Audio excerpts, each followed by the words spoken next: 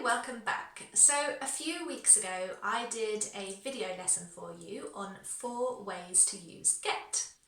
And I promised that I would do another lesson for you on get phrases and get phrasal verbs. So here it is today. I love teaching this kind of English because it's real English, real phrases that native English speakers use that you can use in everyday conversations. Ready to start? Grab a pen and paper so you can write them down. Let's go. So, in no particular order, number 1, get rid of something.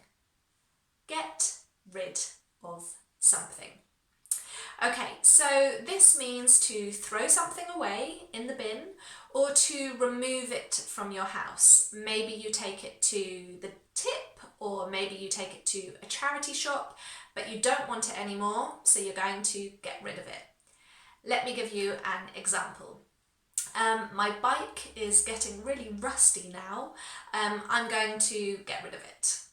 Okay, can you hear how nice that sounded when it linked together? Get rid of it. I've spoken about that in pronunciation videos before, when you've got the word ending in a consonant sound and the next word begins with a vowel sound, it's going to link together. Get rid of it. Try that after me. Get rid of it. Okay, great. So my bike's really rusty, I'm going to get rid of it. That means I'm going to take it to the tip, or I'm going to throw it away, or perhaps I'm going to give it to somebody else who doesn't mind rust. Or I might say, oh, all of these clothes, they just don't fit me anymore. I'm going to get rid of them. Get rid of them. Okay? So I'm going to take them to the charity shop, for example. Right, so that's number 1, get rid of something. You can kind of use it for people as well. You could say, oh, her boyfriend's horrible, she should get rid of him. Okay, just make him leave the house, all right? Get rid of something or maybe somebody. Number 2, get in touch with. Get in touch with somebody. So maybe there is somebody that you haven't spoken to for a long time, so you want to make contact with this person. For example, oh, I really should get in touch with Susan. I haven't spoken to her for ages. Get in touch with, okay? Or it could be somebody that you need to speak to. I need to get in touch with our insurance company. Our premiums have gone right up.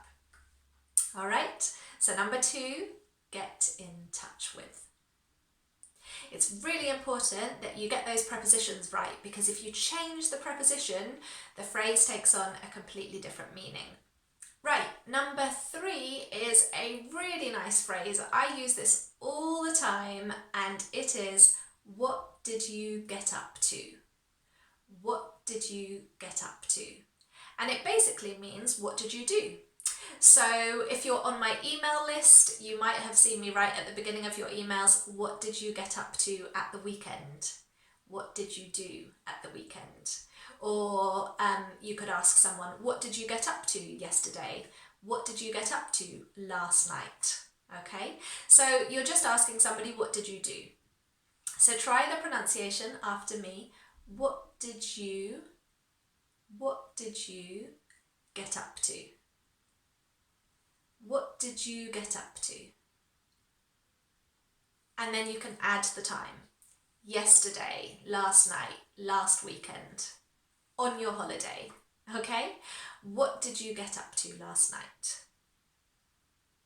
All right, do you want to try it a little bit faster, the way I would say it? What did you get up to last night? Okay, was that tricky? What did you get up to last night? Fantastic. So really nice phrase for just asking what somebody did, but it's very, very natural English that native English speakers use. Okay, number 4. Now this one's tricky, so stick with me. It comes from the verb to be used to something, but we're going to talk about the process and then we use get used to something. Right, so what exactly does that mean? Well, let me give you a natural example to try and explain it. Perhaps you are from another country and then you move to England and there are lots of things that are unfamiliar to you, like for example driving on the other side of the road or 2 taps to wash your hands, lots of things I can imagine, the food, and you need to become familiar with those things. So you could say, I'm getting used to it. All right, so I might say, is it strange for you now driving on the other side of the road? I'm getting used to it.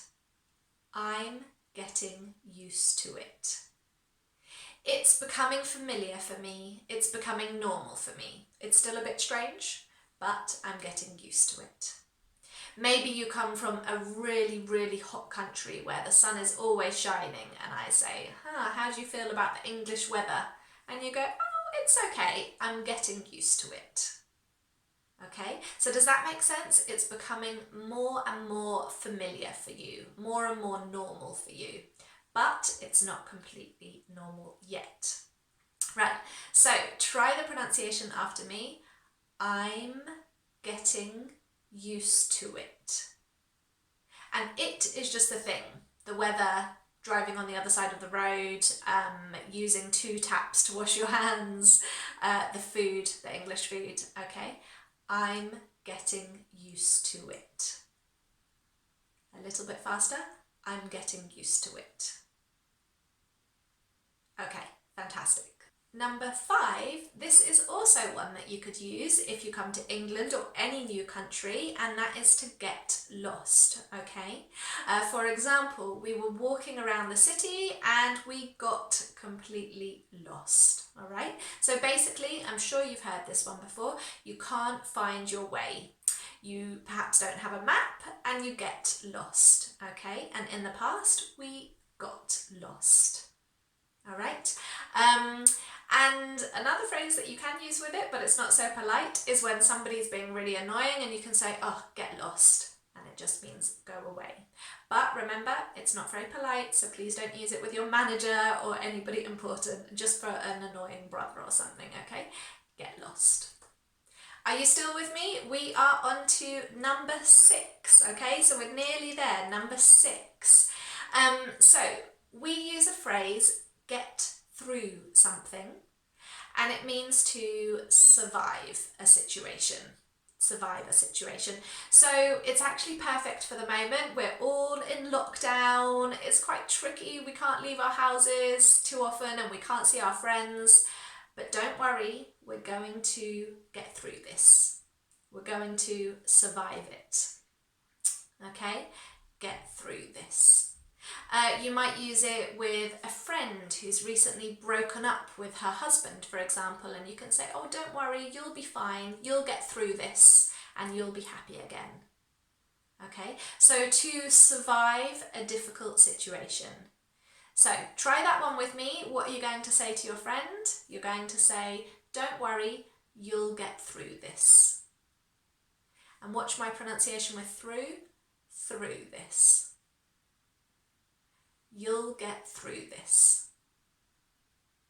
Okay, great. I actually have another video with TH sounds like through and though, so go and check that one out once you've finished watching this one. But don't go yet, we've got 2 more to do. Number 7 is a perfect one for you guys because it basically means I don't understand. So you can use it for when you're learning new English grammar, new English vocabulary, and you can say, no, I don't get it. Okay? I don't understand. I don't get it. I don't get it. So it just means, no, I don't get it. I don't understand. And we use it all the time in daily conversation just to say, I don't understand why somebody would do this. For example, I don't get why anybody will go shopping without a mask at the moment. I don't get it. Okay? So you don't understand why somebody would do something. I don't get it. Okay, so I hope that one makes sense. Try it after me. I don't get it. I don't get it. Okay, great. Last one, number 8. This is one of my favourite phrases and I use it all the time, and it's get on with somebody. get on with somebody, and it basically means have a good relationship with that person. So a way that I would commonly use it is in a question, and I might ask you, do you get on with your brother? Okay. Do you get on with your manager? And I'm asking you, do you have a good relationship? Are you friendly? Or maybe you don't get on with that person, you don't have a good relationship. And when you answer me, you can put some extra words in there to tell me how well you get on. So you could say, oh yeah, I get on really well with my boss. Or I get on amazingly well with my brother. Okay, get on well with somebody. So again, those prepositions are important. As I said earlier, they can change the meaning if you get them wrong. So get on well with somebody. Okay, so try that after me. Do you get on with your brother? Do you get on with your brother? The whole thing together. Do you get on with your brother? Because it's a question, we go up in our intonation at the end. Do you get on with your brother? Okay, fantastic. So you've got 8 phrases there. I hope that you wrote them all down, but here you can see them all together. And just take a moment, pause this video, make sure you've written them all down and that you've understood them, and also include an example because it's a great way to remember new vocabulary. Okay, that is it for today, but I'll be back next week with another lesson, so make sure that you've subscribed so you don't miss the next English lesson. And also share this with a friend. If you know somebody that's learning English, let's help everybody to improve their English. I'm so grateful to you for joining me for this English lesson today. It really is my pleasure to teach you. Okay, I'll see you soon.